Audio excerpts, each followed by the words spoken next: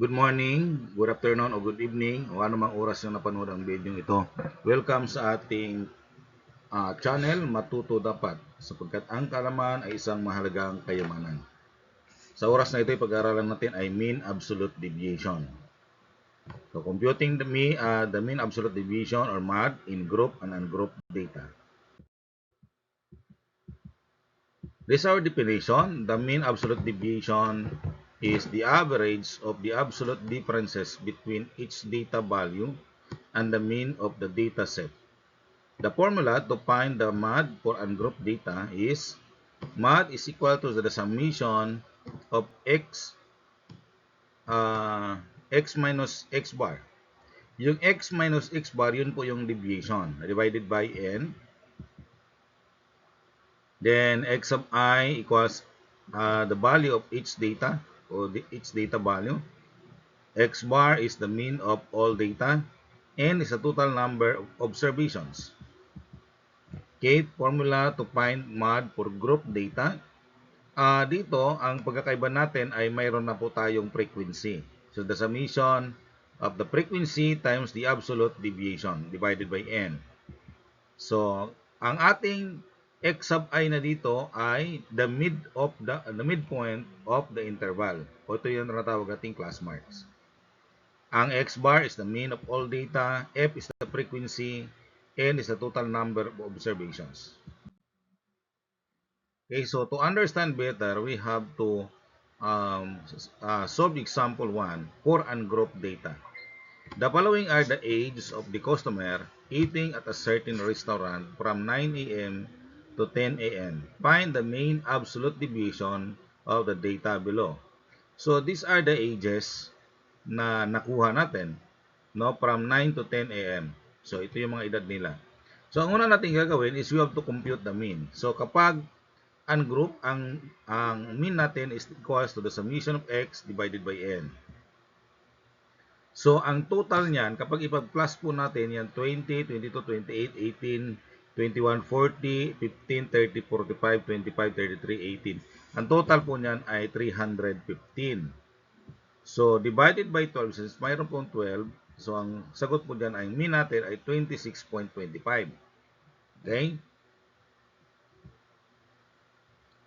So, na natin gagawin, show natin yung data. Okay? Mas maganda kung naka-table siya. So, the first column is the customer and the second column is the age. Sunod ay ang ating absolute deviation. So, tawag natin dito ay absolute deviation. Okay? So, x.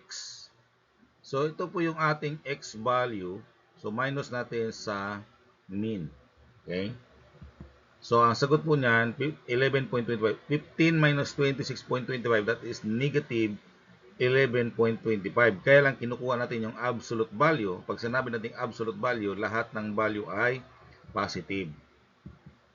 Okay, sunod 8.25 kasi 18 minus 26.25. So, that is 8.25.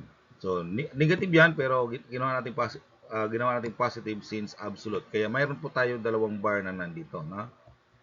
Sunod, 18 minus 26.25. Sagot po natin ay 8.25 pa rin. Next, 20 minus 26.25. So, that is 6.25. Sunod, 21 minus 26.25. That is 5.25. 22 minus 26.25. That is 4.25. 25 minus 26.25. That is 1.25. Tapos, 28 minus 26.25, that is 1.75. 30 minus 26.25, that is 3.75. 33 minus 26.25, that is 6.75. 40 minus 26.25, that is 13.75. 45 minus 26.25, that is 11.75. Okay? So, nakita natin, puro po positive value na nandito. Okay? Kaya nga absolute deviation, no? So, ngayon, ipa-plus po natin ang ating absolute deviation. And the total answer is 89.5. Paano kung hindi po natin nakuha o di po natin ginawang positive lahat? Halimbawa, itong mga 11.25 to 4 up to 1.25, puro negative. Ito naman puro positive. Pag i-plus po natin yan, nagsisiro po yan. Okay? Nagsisiro. Kaya, kunin natin ang absolute para hindi po tayo nagsisiro. Okay? So, nakuha, ito po yung ating total deviation. So, to find the mod, so the summation of the deviation divided by n. So 89.50 divided by 12. So therefore the mean absolute deviation now is 7.46. So makita natin na lahat ng differences from the mean, ito po yung pinaka-average po natin. So kapag nag-interpret po tayo, unlike doon sa range, ang range kasi ay highest to lowest lang.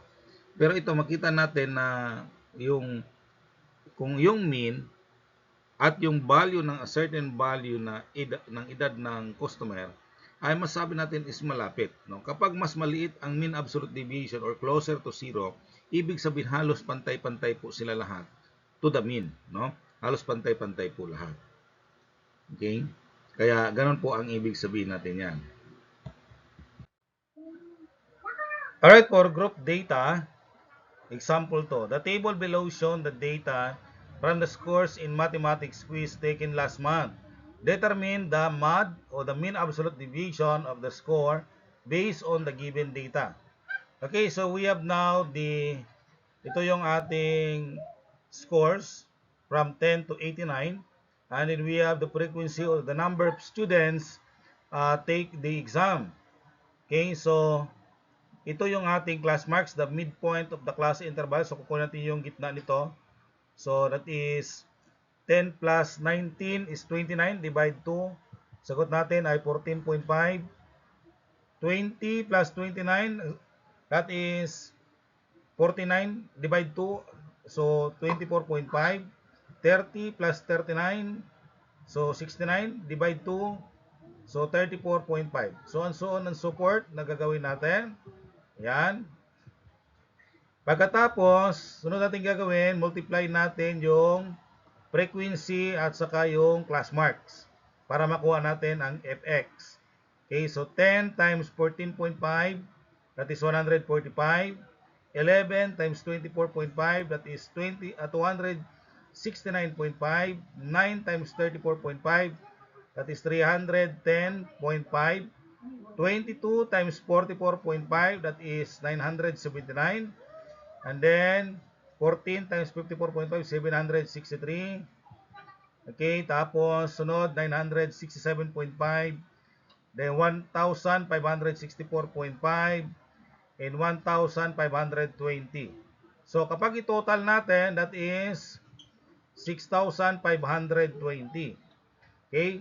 Para makuha natin ang mean, so the summation of fx divided by n, so that is 6,520 divide 120. Ang sagot ay 54.33. So yun po yung mean natin. Next, we have to find the deviation, x minus x bar absolute. No? Absolute value, kaya puro positive po ito. So ang ginawa natin, ito pong ating x, 14.5 minus 54.33. Ang sagot ay 39.83. Absolute kaya positive value po yan. Sunod, 24.5 minus 54.33. Ang sagot ay 29.83. Sunod, 34.5 times minus 54.33 ay 19.83. So again, positive value kasi absolute po ang kinukuha natin. Then, 44.5 minus 54.33, sagot 9.83. And then, so on and so forth. So, tuloy-tuloy lang natin ang class marks minus the mean. Ayan. Next, multiply po natin ang frequency at saka deviation para makuha natin yung last column. So, 10 times 39.83, that is 398.30. 11 times 29.83, that is 328.13. 9 times 19.83, that is 178.47. And then, continue natin, no? So, 21 times 20.17, that is 423.57. 18 times 30.17, that is 543.06. So, kapag i-plus natin, ang sagot natin dyan ay 2,242.72. So, para makuha natin ang mean absolute deviation, so, summation of f times x sub I minus x bar divided by n. So, that is 2,242.72 divided by 120. So, yan po ang ating MAD. No? So, yan po ang pag-compute natin ng mean absolute deviation using the formula for group data. Thank you very much. Ito yung comparison nila, feature, ungroup data, ungroup data. So, ang features natin, ang data format. So, sa ungroup data, raw values, pero sa group frequency table. So, yun po ginagawa natin kanina. Direct computation po kapag ungroup. Calculating MAD, simple average lang. Pero dito sa group data, weighted mean. Kasi, may class marks po tayong ginagamit, no? Calculating the deviation, direct from values, ito based on midpoint. Kaya nakita natin yung x kanina from the direct values tayo, pero dito sa group data, nag-class marks po tayo or the midpoint. Complexity. Yan. Why use MAD? Easy to interpret. Less sensitive to outliers than variance. So, hindi siya masyadong okay lang medyo pag kahit may targetin may outliers o medyo may mga malayong numbers. Useful in comparing variability across data set. Okay? So kasi nga lahat ng yung deviation from the mean ay nakukuha natin. Okay, this is your activity to answer. You have number 1, find the MAD of the following data set, and then test 2, table 1, daily allowance of the students, and you have the interval and the frequency. Okay, good luck. Maraming salamat sa inyong panonood. God bless po sa inyong lahat. Naway, wag din nyo pong kalimutang mag-subscribe, mag-like, mag-share ng ating YouTube channel. Pagpalain kayo ng Panginoon.